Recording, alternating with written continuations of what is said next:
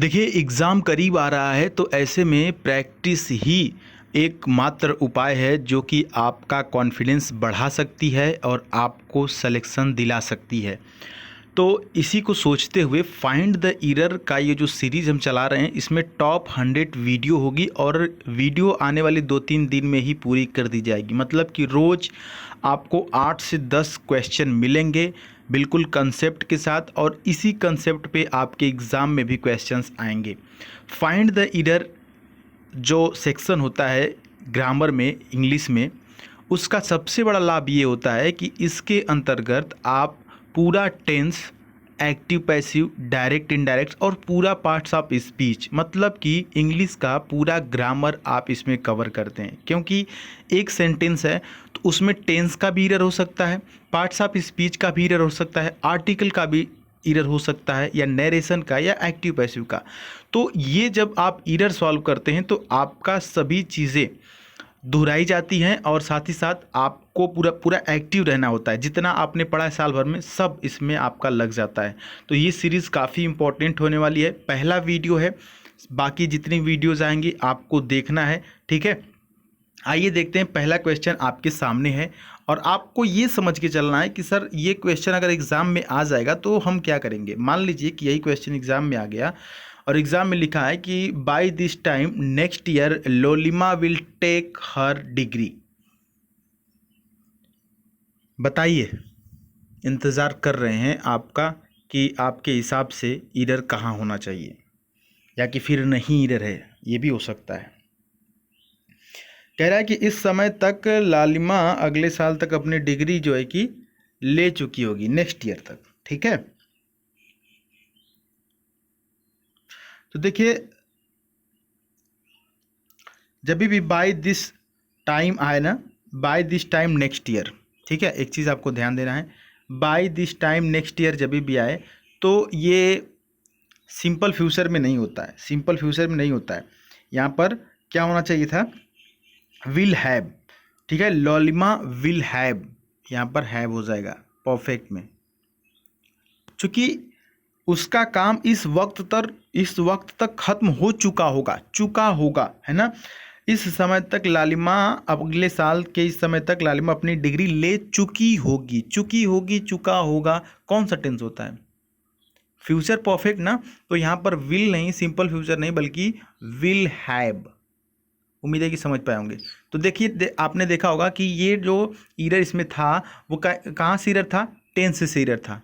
तो आपका tense revision हुआ ना। तो इसी तरह से आने वाले सभी क्वेश्चंस आपको कोई टेंस से एरर मिलेगा, कोई नरेशन से, कोई एक्टिव पैसिव से, कोई नाउन से, कोई प्रोनाउन से।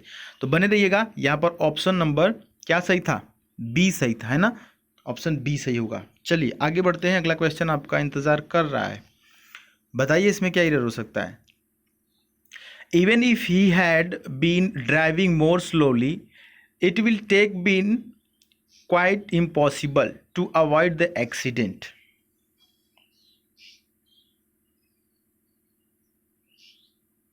अब देखिए आपने पढ़ा होगा या हमने बताया होगा कभी कि कोई भी टेंस जब शुरू में पास्ट में रहता है तो लास्ट तक पास्ट में ही जाता है। सर बताते थे कि जो चीज़ शुरू में, जैसे एक रंग होता है ना काला रंग, ठीक है, काला रंग जिसमें मिला देते हैं वो भी काला ही हो जाता है।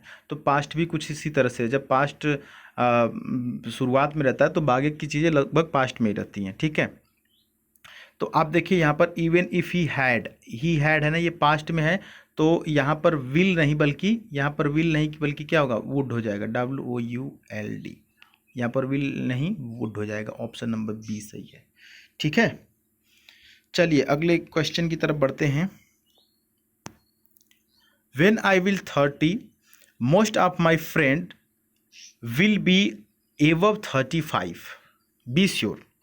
जब मैं 30 का हूँगा तो maximum most of the students, most of the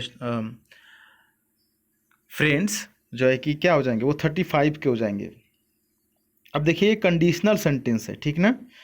तो कंडीशनल सेंटेंस है यहाँ पर, तो डबल विल नहीं होगा, है ना। ऑप्शन ए सही है। यहाँ पर इस विल को हटाएंगे। वेन आई 30 नहीं है, यहाँ पर हमें किसी न किसी हेल्पिंग वर्ब की ज़रूरत पड़ेगी तो एम होगा, एम लिख सकते हैं। When I am 30 most of my friends will be above 35, be sure. समझ में आया? ऑप्शन ए सही है। चलिए आगे बढ़ते हैं। The teacher beated the student as they had been done their homework. बताइए कौन सही रहा है?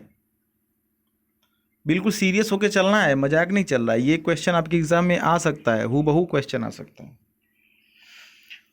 देखिए पहले उसने क्या किया, होमवर्क नहीं किया और बाद में उसको क्या किया, पीटा गया। सिंपल पास्ट है तो सिंपल फास्ट में वर्ब की सेकेंड फॉर्म लगती है, ठीक है। तो देखिए बीटेड लिखा हुआ है ना, तो बीटेड कोई भी वर्ड नहीं होता है। बीट बीटेन होता है। बीट मतलब पीटना होता है।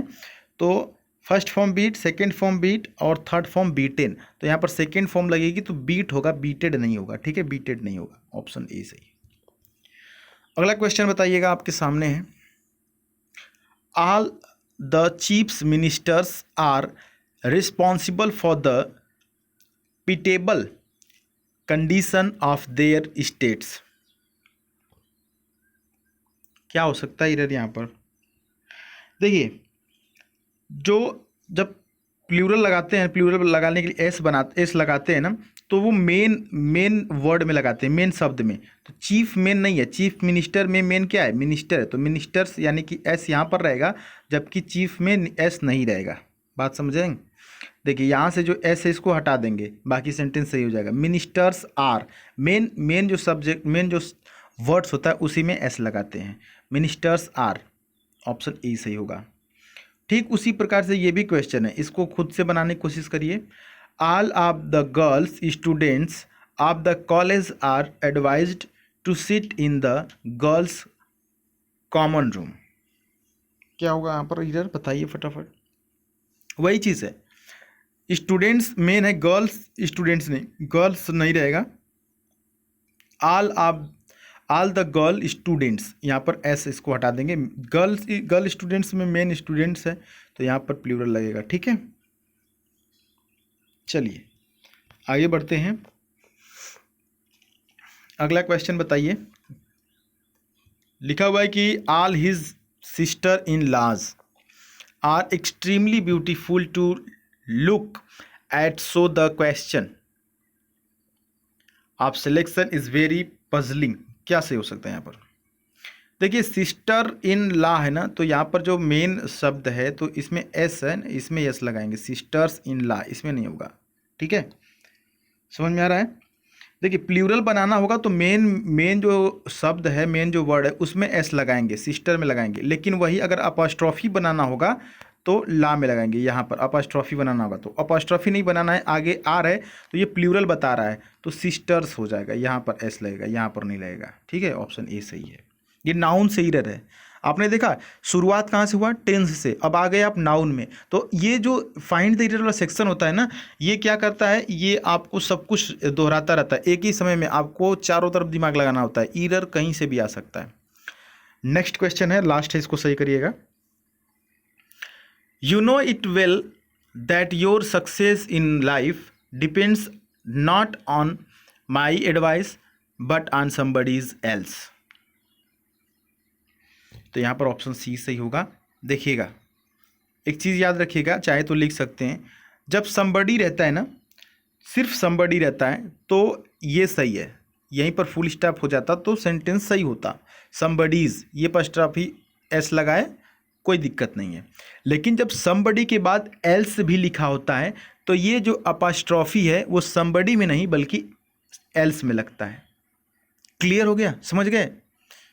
बहुत समझदार हैं आप, ज़्यादा मत मेहनत करवाइए, आप समझ जाइए एक ही बार में। देखिए अगर somebody रहेगा उसके बाद else नहीं रहेगा तो अपॉस्ट्रोफी यहीं पर लगेगा, somebody's में सही हो जाएगा।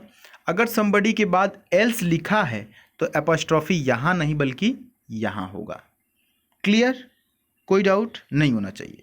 तो आज के लिए इतना हमने इधर कराया। आप कमेंट बॉक्स में बताइएगा कि आपको कैसा लगा। इसी तरह से आगे भी आपको कराएंगे जब तक 100 नहीं हो जाते हैं और एग्ज़ाम से पहले 100 कंप्लीट हो जाएगा।